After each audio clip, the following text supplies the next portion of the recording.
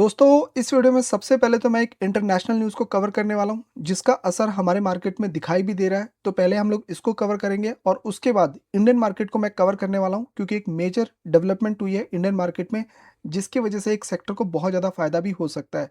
तो सबसे पहली न्यूज़ की अगर मैं बात करूँ तो यूएस ने अगेन स्ट्राइक स्टार्ट कर दिया है ईरान के खिलाफ, और वैसे भी इनके बीच में चलता ही रहता है। तो रिसेंटली यूएस ने जो स्ट्राइक्स किए हैं, जिसकी वजह से 5 ब्रिजेस का नाम यहाँ पे बताया जा रहा है कि 5 ब्रिजेस जो है यहाँ पे डैमेज हुए हैं, इनको टारगेट किया गया है। और इसके अलावा कुछ शहर भी है, सिटी भी है जहाँ पे अटैक किया गया है, जैसे बंदर अब्बास हो गया, बंदर खैमीर हो गया। ये कुछ इलाके हैं, मतलब शहरों के नाम है जहाँ पे अटैक किया गया है, और 8 लोगों की यहाँ पे डेथ भी बताई जा रही है। और इसके रिस्पॉन्स में अगर आप देखोगे तो डेफिनेटली ईरान की तरफ से भी रिस्पॉन्स आएगा। तो ईरान ने भी यहाँ पे थ्रेटन किया है, उन्होंने बोला है जो यूएस ने स्ट्राइक किया है, जिसकी वजह से इनके जो ब्रिजेस हैं जो डैमेज हुए हैं अटैक करने के बाद, तो इसका रिटेलिएशन बहुत स्ट्रॉन्ग ये लोग भी देने वाले हैं। और इसके बाद इन्होंने ये भी बोला है कि जो जो स्काई न्यूज़ है वो यहाँ पे इन्वेस्टिगेशन कर रहा है कि जब इनकी स्टार्टिंग जब हुआ था इस वॉर का, तो फर्स्ट डे ऑफ वॉर में स्कूल में जो बॉम्बिंग हुई थी उसके ऊपर भी स्टिल इन्वेस्टिगेशन अभी चालू है कि वो बॉम्बिंग किसने की थी। और ये सारी चीज़ें चल रही हैं, और यहाँ पे ईरान ने फिर से धमकी दी है कि वो यूएस को जो है एक मेजर स्ट्राइक, मतलब यहाँ पे वो रिटेलिएशन करने के लिए तैयार है, और एक स्ट्रॉन्ग रिटेलिएशन यहाँ पे करने वाले हैं। और इसका असर वापस मार्केट में दिखाई दे रहा है। एक तो ये वॉर जो है ना, ये ख़त्म होने का नाम नहीं ले रही है। जब स्टॉप होता है, जब सीज़ फायर होता है, उसके बाद कुछ होता है, फिर ये वॉर फिर से स्टार्ट हो जाती है। तो मिडिल ईस्ट में एक क्राइसिस देखने को मिल रहा है, जिसका असर हमारे मार्केट में और हमारे पोर्टफोलियो में भी दिखाई दे रहा है। तो यहाँ पे आप देख सकते हो, ये हमारा इंडिया का मार्केट है, और आपको ग्रीन तो देखने को मिलेगा, लेकिन ये जो न्यूज़ आ रही है ना, जो मैं कवर कर रहा हूँ, ये सीरियस हो जाइए, क्योंकि इस बार जो ये मिडिल ईस्ट क्राइसिस है, ये थोड़ा लंबा जाएगा, और इसका असर मार्केट में थोड़ा लंबा देखने को मिल सकता है। आप देख सकते हो, अभी तो अगर मैं जैसे कि मैन्युफैक्चरिंग सेक्टर देखोगे तो काफ़ी सारी कंपनीज गिरी हुई हैं। नॉन एनर्जीज में भी मैं देखूँ तो गिरा हुआ है। कंज्यूमर ड्यूरेबल में जंप देखने को मिल रहा है। बैंकिंग सेक्टर में थोड़ा जंप है। अब हेल्थ में देख रहे हैं तो गिरावट है। अभी तो बहुत ही मिक्स परफॉर्मेंस दिखाई दे रहा है, लेकिन ये परफॉर्मेंस नेगेटिव भी हो सकता है, इसको ध्यान में रखिएगा। ऐसा नहीं होगा कि हाँ, मार्केट अभी वापस काफ़ी टाइम से, वैसे भी मार्केट में कुछ खास परफॉर्मेंस देखने को नहीं मिल रहा है। और ये जो जियो पॉलिटिक्स की अगर मैं बात करूँ तो यहाँ पे भी कुछ अच्छी डेवलपमेंट हो नहीं रही है। क्राइसिस ही दिखाई दे रहा है। जब तक ये स्टेबल नहीं होगा, हमारे मार्केट में भी एक स्टेबल ग्रोथ नहीं आएगी। लेकिन अगर इंडिया में डेवलपमेंट्स हो रही हैं, ग्रोथ आ रही हैं, कोई ऐसे सेक्टर है जहाँ पे पुश किया जा रहा है, उस सेक्टर को हम लोग यहाँ पे ध्यान दे भी सकते हैं। और उसी को लेके कुछ बड़ी अपडेट्स आ रही है। वैसे आपको मैं एक और चीज़ बता दूं कि क्रूड ऑयल के प्राइस फिर से बढ़ने स्टार्ट हो गए हैं। $80 पे चला गया, और ब्रेंट 686 पे चला गया है। तो अगर इसी तरीके से क्रूड ऑयल जाएगा तो मार्केट इसको नेगेटिव रिस्पॉन्स देने वाला है। कोई भी मार्केट इसको पॉजिटिव रिस्पॉन्स नहीं देगा अगर क्रूड ऑयल के प्राइस बढ़ेंगे। तो ये चीज़ हम लोग को यहाँ पे ध्यान में रखनी होगी। नेक्स्ट न्यूज़ जो आ रही है, जिसके बारे में मैं बात कर रहा हूँ, इंडियन मार्केट को जो पुश कर सकता है, वो है हमारी मैन्युफैक्चरिंग सेक्टर।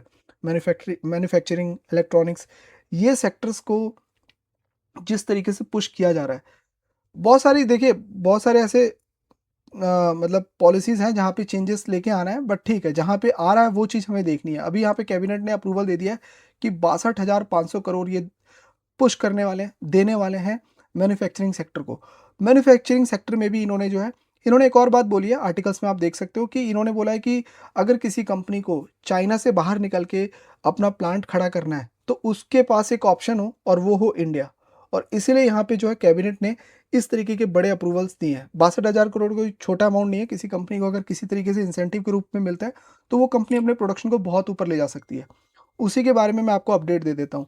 प्लान ये है कि 62,500 करोड़ का आउटले रखा गया, जो कि आने वाले 5 सालों में सरकार रिलीज़ करेगी थोड़ा-थोड़ा करके, जिसमें 2026 से 27, इस फाइनेंशियल ईयर से 2030 और 31 तक ये चलेगा। ठीक है? तो 5 साल का ये प्लान है। किस तरीके से सरकार ये पैसा अलॉट करेगी? इंसेंटिव दिया जाएगा। कैसे? 2.25 से लेके 5% तक का इंसेंटिव दिया जाएगा। ये उन लोगों को दिया जाएगा, एलिजिबल कौन होगा? जिसके सेल्स के टारगेट हिट हो जाएँगे। मान लीजिए अगर किसी कंपनी का उन्होंने सेल्स का टारगेट रखा हुआ है कि उन्होंने 1 लाख फ़ोन बेचना है।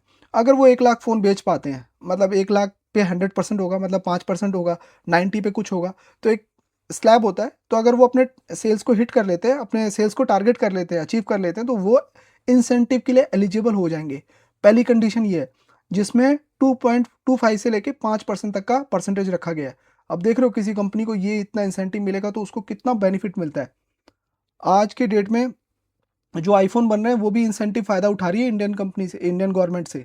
जो इंडिया में आईफोन बनते हैं, तो ये इससे कंपनीज को बहुत फ़ायदा होता है। तो ये जो है एक 2.5% से 5% तक का इंसेंटिव ऐसे दिया जाएगा जो सेल्स पे हिट करेगा। इसके अलावा 1.5% से ज़्यादा इंसेंटिव वो भी दिया जाएगा अगर कोई कंपनी डोमेस्टिक सोर्सिंग करती है, अगर वो इंडिया से ही कंपोनेंट वगैरह लेती है, तो उसको अलग से इंसेंटिव भी दिया जा सकता है। ये भी एक क्राइटेरिया रखा गया है। उसके बाद इन्होंने ये भी बोला है कि अगर कोई इंडियन ब्रांड 3% से ज़्यादा इंसेंटिव ले सकता है अगर वो इंडिया में जैसे कंपनीज हैं वहाँ पे अगर वो प्रोडक्ट डिज़ाइनिंग में पैसा लगाता है, R&D में इन्वेस्ट करता है कोई कंपनी, या इंडिया की ही IP क्रिएट करता है, तो उसको भी यहाँ पे जो है इंसेंटिव दिया जाएगा। और इसका आने वाले 5 सालों में टारगेट पता है कितना है? 39 लाख करोड़ का कुमुलेटिव प्रोडक्शन की बात करें, मतलब टोटल मोबाइल प्रोडक्शन जो होगा, यहाँ पे बेसिकली फ़ोन के ऊपर बेट लिया जा रहा है ताकि इंडिया में फ़ोन बनाया जाए। तो 39 लाख करोड़ तक का कुमुलेटिव प्रोडक्शन की बात की जा रही है। 60,000 जॉब यहाँ पे क्रिएट होने वाले हैं और एक्सपोर्ट हमारा अच्छा खासा चल ही रहा है। वैसे भी आपको बता दूं कि बाई वॉल्यूम अगर आप देखोगे तो इंडिया दूसरे नंबर पे अभी दिखाई दे रहा है दुनिया में। पहले नंबर पे तो ऑब्वियस सी बात है चाइना है।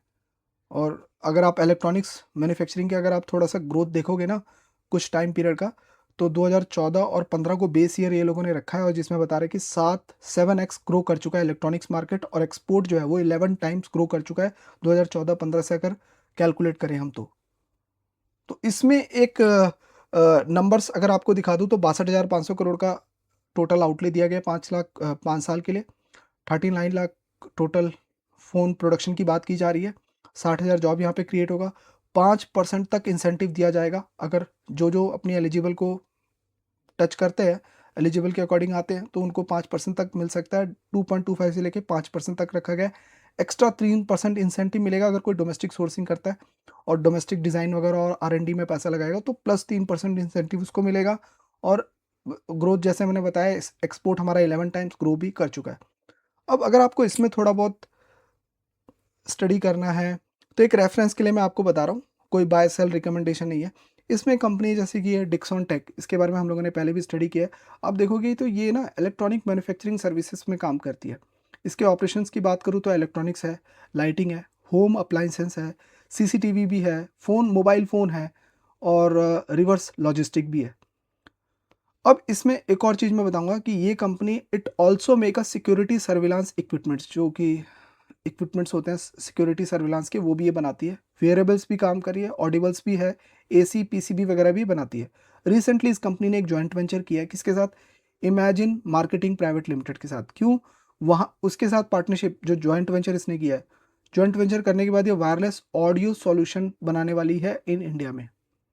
अब आपको मैं एक डेटा दिखाने वाला हूँ। इस कंपनी के इस साल जो सेल्स आई है ना, रेवेन्यू अगर आप देखोगे तो 48,000 करोड़ की सेल्स आई थी, जो कि पिछले साल से 26% का इसने ग्रोथ दिखाया था। इसमें अगर आप देखोगे कि कौन से सेगमेंट से इसने सबसे ज़्यादा पैसा कमाया था, तो इसमें मोबाइल का नाम आपको देखने को मिलेगा। तो टॉप नंबर 1 पे मोबाइल है और EMS है, जो कि टोटल 90% कंट्रीब्यूट करता है इसके रेवेन्यू में। तो सबसे ज़्यादा तो ये मोबाइल से पैसा कमा रही है, उसके बाद कंज्यूमर इलेक्ट्रॉनिक्स, फिर होम अप्लाइंसेस, और उसके बाद लाइटिंग वगैरह देखने को मिल रहा है। ये तो इसका हो गया पिछले साल से 26% का नंबर। इसके कुछ आपको फंडामेंटल और पैरामीटर देखोगे तो एक लार्ज कैप कंपनी है ये, ठीक है।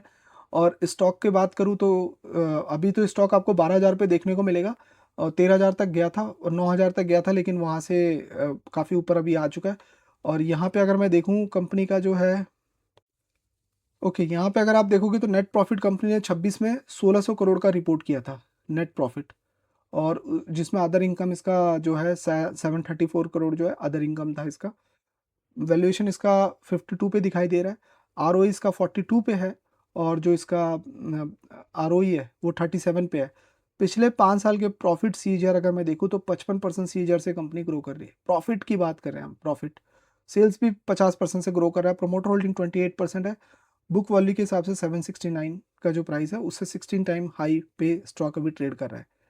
अब इसको ओन कौन कर रहा है, तो आप देखोगे तो इसके जो प्रमोटर है वो तो फिलहाल 29% है, म्यूचुअल फंड के पास 28% है, फॉरेन वालों के पास 18 है, और जो पब्लिक है उसके पास 25% होल्डिंग है।